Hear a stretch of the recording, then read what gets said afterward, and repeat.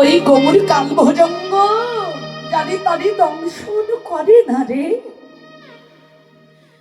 তবে যদি গুরু কৃপায় একবার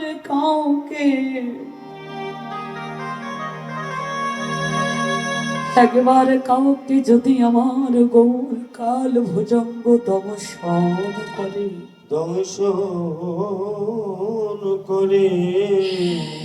ওই বিশ্বজ্বালা বুকে লয়ে সে আর এই মায়ার জগৎ সংসারে থাকতে পারে না। আমার গৌর কাল ভুজঙ্গে ওই বিষের জ্বালা লয়ে সেই ভক্ত কি করে জানি, দুটি নয়নের জলকে সম্বল করে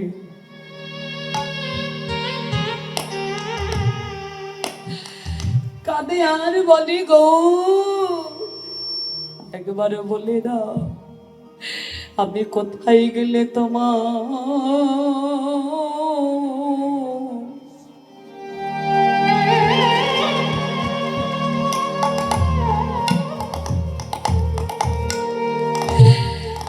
গৌর তোমার দেখা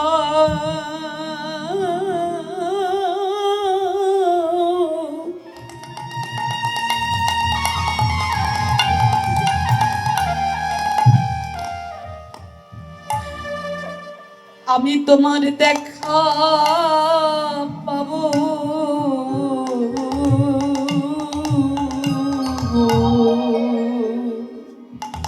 আমি কোথায় গেলে তাই গৌর হরি বল হরি বল হরি।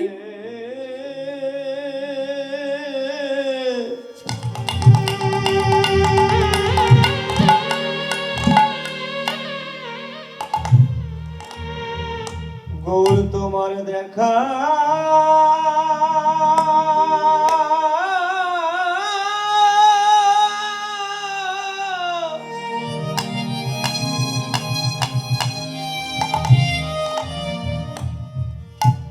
গৌর তোমার দেখা পাবো।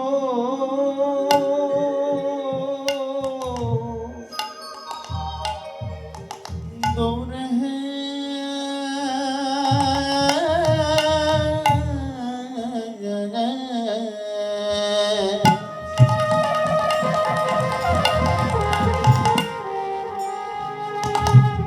আমি কোথায় গেলে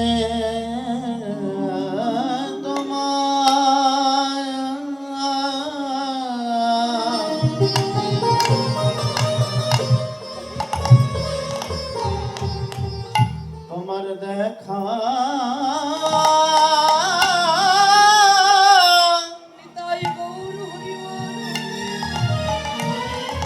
তোমার দেখা পাবো।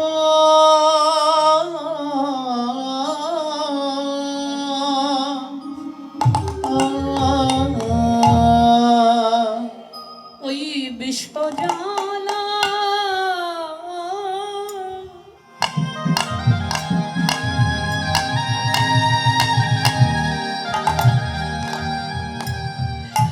শ্রী গৌরাঙ্গের বিশ্বজ্বালা এই হৃদয়ে লয়ে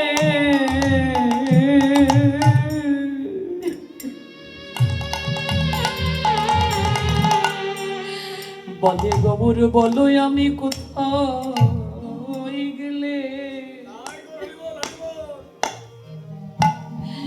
আমি তোমার দেখা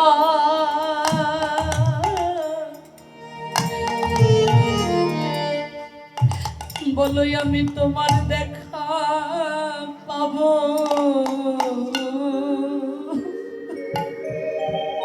ওরে বিশ্বজ্বালা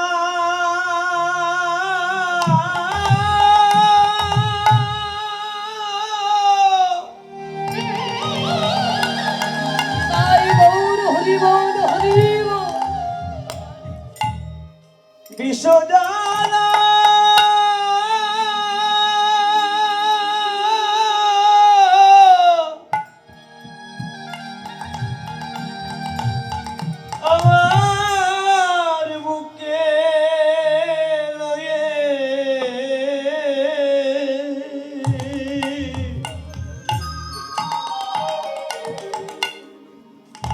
বলো আমি কোথায় গেলে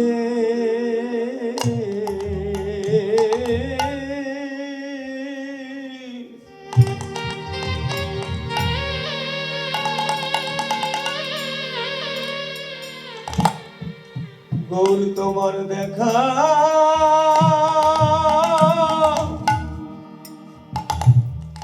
দেখা পাবো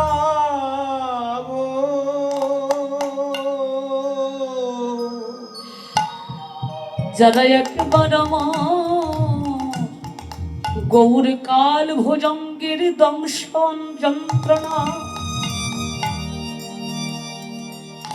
বাবা যাকে কোনোদিন সর্পে দংশন করেনি সে কোনোদিন এই সর্প দংশনের যন্ত্রণাটা বোঝে না, কিন্তু যদি কোনোদিন কাউকে সর্পে দংশন করে থাকে সেই ভালো বোঝে এই যন্ত্রণাটা কতটা গভীর।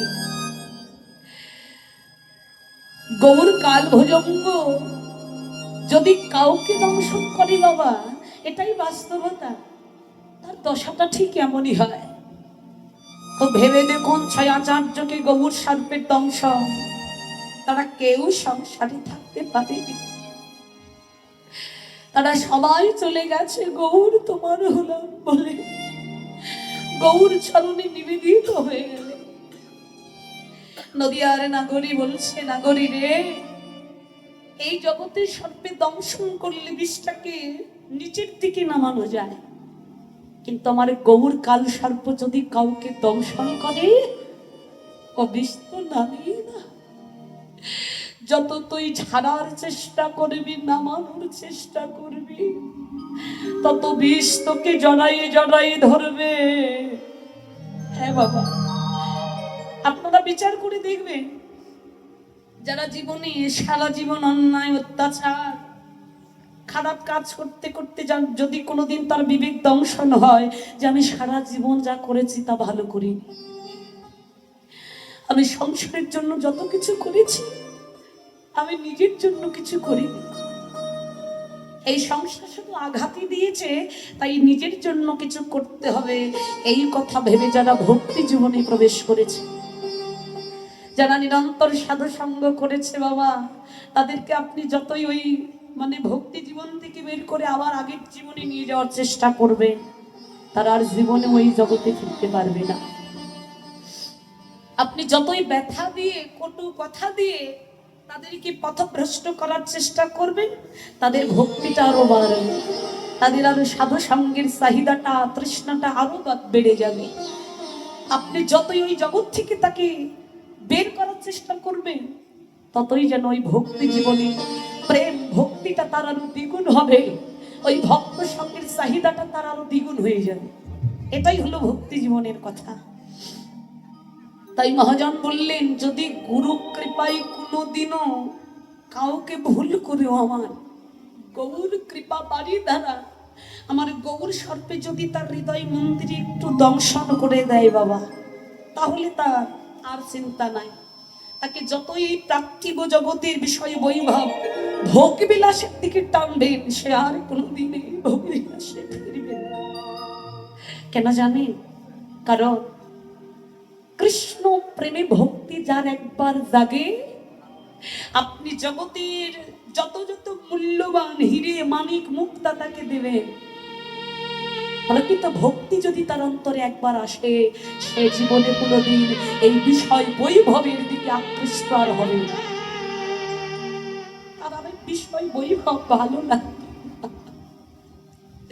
তার শুধু ভালো লাগবে ভক্তের চরণ ধুলা, তার শুধু ভালো লাগবে ভক্ত সঙ্গ, তার শুধুই ভালো লাগবে ভগবানের মহাপ্রসাদ, তার আর ওই দামি দামি খাবার ভালো লাগবে না, শুধু ভালো লাগবে মহাপ্রভুর মহাপ্রসাদ।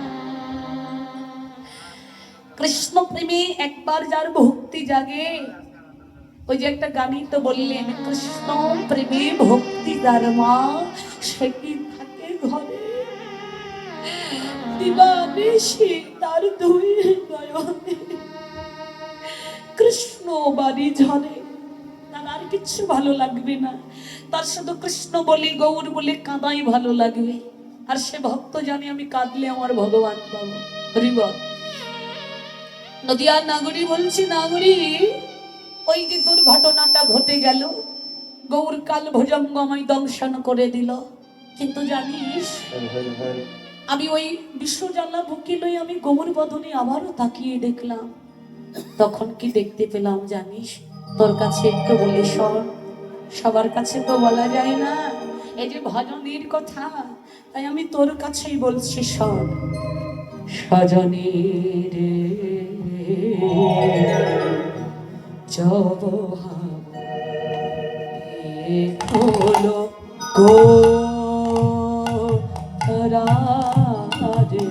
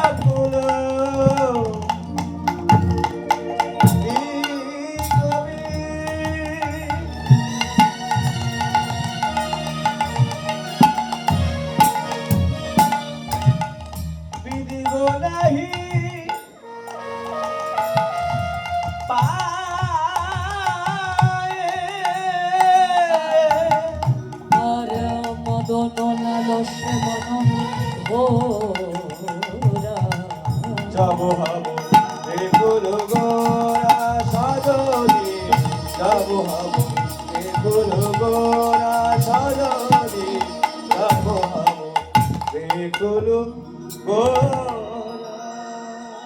সজনী যাব হাম বেকুল গোরা। আহা, কথাগুলো বলছেন যাব হাম মানে যখন আমি পেখুলু মানে দেখলাম গোরা, কি দেখলাম? আমার গোড়া বদন। আর দেখতে দেখতে কি হলো জানিস? ওই গোড়া বদন দেখতে দেখতে আকুলো দিক, আমার আকুলে দিক বিদিকে কোনো জ্ঞান আরে আমার মধ্যে ছিল না। হরিব আকুল দিক বিদিক বাবা। আচ্ছা ভগবান দেখলে কারো আকুল দিক বিদিক জ্ঞান থাকবে বলে? একটু স্মরণ করে দেখবেন, দেখেছিল বিদুর আর পলাশকে, কি দেখেছিল না? কৃষ্ণকে ডেকে ডেকেও কৃষ্ণ এলো না, কিন্তু কৃষ্ণ যখন এসে সামনে দাঁড়িয়েছিল মা পরস্পরের কিন্তু জ্ঞান ছিল না। ইহ পার্থিব জগতের জ্ঞান শূন্য হয়ে গিয়েছিল। হরে কৃষ্ণ এসেছে। মা বাবারা কীর্তন যখন আসনে বসে শুনবে, যার কথাগুলো হবে ওই ভক্তের জায়গায় নিজেকে একটু বসিয়ে দেবেন, দেখবেন আপনার ভক্তি আসবে। একটু চিন্তা করো না, তুমি গৃহকর্ম করছো, এবার তোমার মতো বদনে কৃষ্ণ নাম গাইছো, হাতে কর্ম করছো, হঠাৎ করে কৃষ্ণ এসে তোমার সামনে দাঁড়িয়েছে। আমার গৌর নিতাই দু ভাই এসে সামনে দাঁড়িয়েছে, তুমি কি করবে? কি করবে বলো? বলে কি আর করব? তখন তো জ্ঞান আত্মস্মৃতি মাথা কাজ করবে না। ভগবান এসেছে, আমি কি করব? কোথায় বসতে দেব, কি খেতে দেব?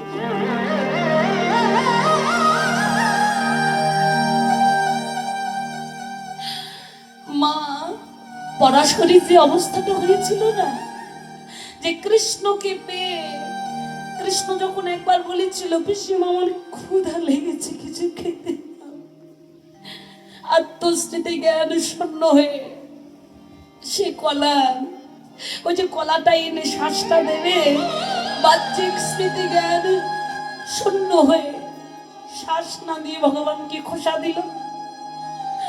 আর ভগবান ভক্তির এত লোভী যে ভক্তির কাঙাল হয়ে ভক্তের হাতটা টেনে নিজের বদনে নিজেই খোসা খাচ্ছে আর আনন্দে ভক্তের ওই ভক্তির দুটি নয়নের জল দেখে ভগবান আকুলি হয়ে ভক্তের দিকে চেয়ে চেয়ে ভাবছে, মা তুই আমায় এত ভালোবাসিস, ভক্তের কাছে যে আমি আর কিচ্ছু চাই না। ঠিক নাগরীও ঠিক ওই ভাবটাই প্রকাশ করছে। নাগরীরে, আমি যখন গোড়ারূপ দেখলাম আমার আকল দিক বিদিক কোনো জ্ঞান ছিল না। হ্যাঁ, তবে হ্যাঁ, মদনের নেই লালসা, মদন ও লালসে মনোভরা আমার অন্তরে লালসা যাচ্ছিল। গৌরকে যদি আরো কিছুক্ষণ দেখতে পেতাম, আরো কিছুক্ষণ যদি ওই মধুর বদনটা আর একটু দেখতে পেতাম, তাহলে হয়তো হৃদয়ের জ্বালাটা একটু শীতল হয়ে যেত। বললে, বাবা দেখবেন মিথ্যা কথা বলা পাপ, আমরা বলি না, তার মিথ্যা কথা বলা পাপ ঠিকই, কিন্তু ওই মিথ্যা যদি কেউ ভগবানকে পাওয়ার জন্য বলে না, বলে তার পুণ্য রাখার জায়গা থাকে। আমরা আরো বলি লোভে পাপ, লোভ করলে পাপ হয়। বললে, বাবা লোভটাকে না খারাপ দিকে নয়, ভগবানের চরণের দিকে ঠেলে দাও। লোভ না, ওই গৌর চরণটা যদি আমি পেতাম, আমার নিতাই চরণটা যদি আমি একবার পেতাম, লোভটাকে ভগবানের ভজনান্মুখে করিয়ে দাও, তোমার লোভ করাটাও সার্থক হয়ে যাবে। ওই নদী আর নাগরী বলেছে, নাগরী রে, আমার এত লোভ হলো, যদি ওই গৌর চরণটা আমি পেতাম, ওই গৌর চরণের দাসী যদি একবার হতে পারতাম, আমার এই জন্মটা হইতো ধন্য হয়ে যেত। কিন্তু নাগরী রে, এরপর কি হলো জানিস? দ্বিতীয় দুর্ঘটনা, মানে আমার দিক বিদিক জ্ঞান শূন্য, আমি জ্ঞানটা হারিয়ে ফেললাম। তৃতীয় ঘটনাটা কি ঘটলো জানিস? আমার গৌরাঙ্গ মহাপ্রভু